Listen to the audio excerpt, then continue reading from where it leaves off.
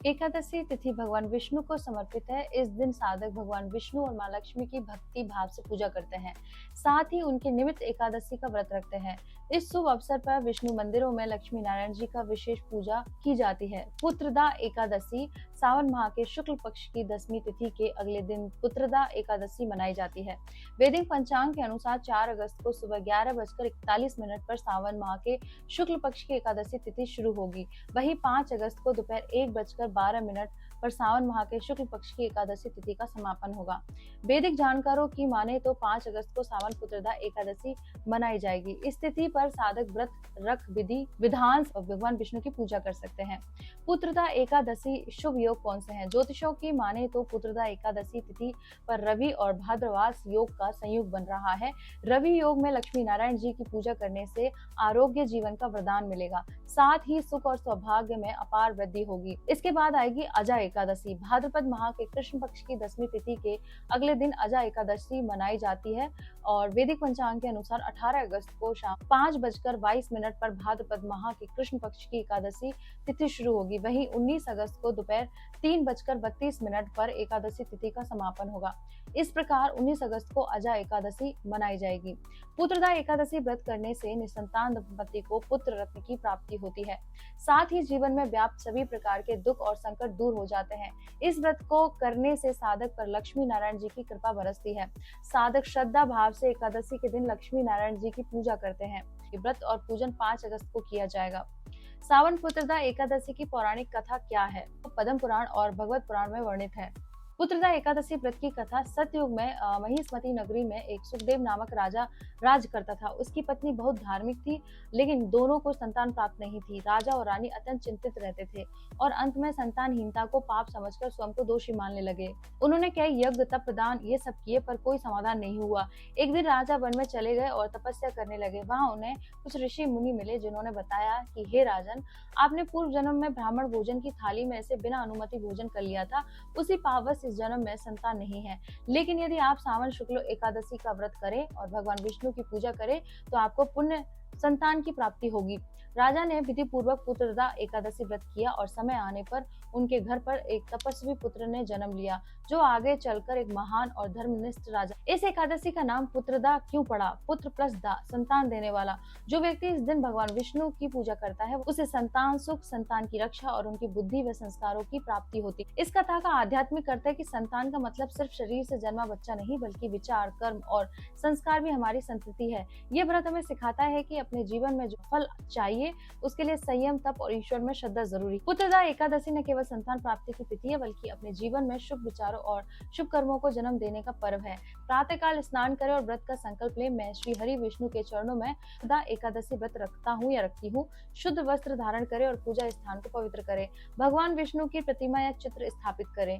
पूजन सामग्री तुलसी पत्र कम से कम 5, पंचामृत, दूध, दही, घी, शहद, शक्कर, चंदन, रोली, पीले फूल, फल, पंचमेवा, नैवेद्य, दीपक, धूप, गंगा जल। पूजन विधि: श्री विष्णु का आह्वान करें, ओम नमो भगवते वासुदेवाय बोलकर पंचामृत से स्नान कराएं या गंगा जल छिड़के। वस्त्र, चंदन, फूल, अक्षत, तुलसी पत्र अर्पित करें। भोग लगाएं, खीर, फल, गुड़, पंचमेवा इन सबका। आरती करें, ओम जय जगदीश हरे। दिन भर हरि नाम का जप करें। व्रत का पालन: व्रतधारी फलहार, दूध, सूखे मेवे ले सकते हैं। अन्न, चावल, दाल, नमक का त्याग करें। रात्रि में जागरण करें, भजन कीर्तन, विष्णु सहस्त्रनाम पढ़े। अगले दिन द्वादशी को व्रत पारण करें, ब्राह्मण या गरीबों को दान देकर। आत्मनिरीक्षण करें, मैं क्या सोचता हूँ, मेरे विचार मेरी संतान है, क्या वो दिव्य है? ध्यान और जप: ओम नमो भगवते वासुदेवाय 108 माला करें या फिर श्रीम लक्ष्मी नारायणाय नमः समृद्धि व संतान के लिए। भगवत गीता का अध्ययन करें, अध्याय 12 भक्ति योग विशेष रूप से पढ़े।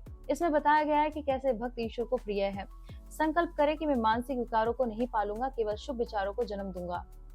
सच में श्री हरि को प्रसन्न करने के 5 काम करें: माता पिता का सम्मान, गो सेवा या अन्नदान, झूठ, क्रोध, दोषारोपण से बचना, तुलसी जी में जल चढ़ाना, मन, वाणी, कर्म पवित्रता रखना। पुत्रदा एकादशी पर केवल संतान के लिए नहीं, बल्कि अपने कर्मों, विचारों और जीवन में शुभता को जन्म देने का संकल्प लेना ही सच्चा व्रत है। पुत्रदा एकादशी पर लक्ष्मी नारायण जी को प्रसन्न करने की श्रेष्ठ विधि: नारायण है पालनकर्ता, लक्ष्मी उनकी ऊर्जा, धन, सुख, सौभाग्य, कृपा।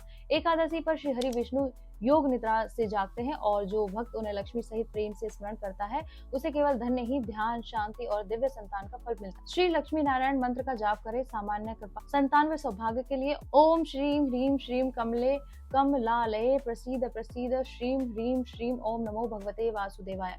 घर की शांति के लिए ओम नमो नारायणा कम से कम 108 बार। विशेष भोग लगाएं, श्री लक्ष्मी जी को खीर, केसर युक्त दूध, कमल इन सब का लगाएं और श्री नारायण जी को तुलसी पत्र, पीले फूल, पंचामृत, मोदक या माखन या मिश्री। भोग लगाते समय प्रार्थना करें, हे लक्ष्मी नारायण, जैसे आप शेष यहाँ पर एक हैं, वैसे ही मेरे जीवन में भी धन और धर्म, भक्ति और बुद्धि एक हो। विष्णु सहस्त्र नाम या श्री सूक्त का पाठ करें। विष्णु सहस्त्र नाम श्री हरि को विशेष प्रिय है। श्री सूक्त लक्ष्मी जी को तुरंत प्रसन्न होता है। यदि समय कम हो तो श्री सूक्त का एक पाठ और ओम श्री महालक्ष्मी नमः 108 बार जप करें। तुलसी की सेवा करें, दीपक जलाएं, 7 बार परिक्रमा करें। लक्ष्मी जी केवल तुलसी पत्र सहित ही नारायण में प्रविष्ट होती है। दान और सेवा करें, निर्धन या ब्राह्मण को अन्न, वस्त्र या फल दान करें। लक्ष्मी नारायण सेवा, संतोष प्लस सेवा प्लस समर्पण। लक्ष्मी तब आती है जब नारायण के चरणों में मन टिकता है। ध्यान कैसे करें? अंतर यात्रा के लिए शांत स्थान पर बैठे श्री हरि विष्णु को शेषनाग पर लेटे हुए और लक्ष्मी जी को उनके चरणों को दबाते हुए ध्यान करें। अब भाव करें, ये ही मेरे भीतर है, मेरे हृदय के राजा और रानी है। मौन में बैठे धीरे धीरे प्रेम, करुणा और शांति का अनुभव होगा। लक्ष्मी नारायण केवल सोना चांदी से प्रसन्न नहीं होते, बल्कि उस हृदय से होते हैं जिसमें श्रद्धा, सेवा, मौन, समर्पण हो। एकादशी का संबंध किससे है? लक्ष्मी नारायण या राधा कृष्ण? दोनों से है, क्योंकि दोनों विष्णु तत्व हैं। लक्ष्मी नारायण पालनकर्ता और ऊर्जात्व योग, गृहस्थ जीवन, नियम धर्म, और राधा कृष्ण शुद्ध प्रेम, परमानंद, भक्ति, लीला, आत्मसमर्पण। शास्त्रों के अनुसार एकादशी स्वयं श्री हरि विष्णु की तिथि है, जो उन्होंने पापों के नाश के लिए उत्पन्न की। पद्म पुराण में लिखा है। लेकिन भागवत परंपरा में श्री कृष्ण के भक्त राधा कृष्ण के नाम का जप एकादशी को करते हैं। इसलिए एकादशी विष्णु तत्व की उपासना दिव्य दिन है और वह लक्ष्मी नारायण हो या राधा कृष्ण, दोनों उसी तत्व के रूप है। एकादशी पर किसका मंत्र जाप करें? यदि आप नियम धर्म संतुलन चाहते हैं तो लक्ष्मी नारायण जी का जाप करें। ओम श्रीम लक्ष्मी नारायणाय नमः 108 या 1008 बार। ओम नमो नारायणा ये भी कर सकते हैं।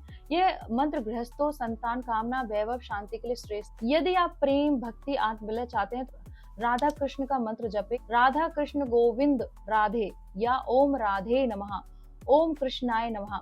ये मंत्र भजन भाव, रसमयता, आत्मिक प्रेम के लिए श्रेष्ठ है। सर्वश्रेष्ठ साधकों के लिए तत्व मंत्र ओम नमो भगवते वासुदेवाय। ये विष्णु, कृष्ण, नारायण तीनों में पूजनीय और समर्पण का महामंत्र है। ये मंत्र लक्ष्मी नारायण की कृपा भी देता है और राधा कृष्ण के प्रेम में भी ले जाता है। भाव मुख्य है, कोई भी हो, नारायण या कृष्ण या लक्ष्मी या राधा। अगर भाव सच्चा हो तो एकादशी पर वह स्वयं आपके हृदय में आते। एकादशी विष्णु तत्व की उपासना का पर्व है। मंत्र वही जपे जो आपके हृदय को प्रेम, शांति और समर्पण में डुबा दे। इस वीडियो को शेयर करें और मेरे साथ बोले ओम नमः पार्वती पते हर हर महादेव।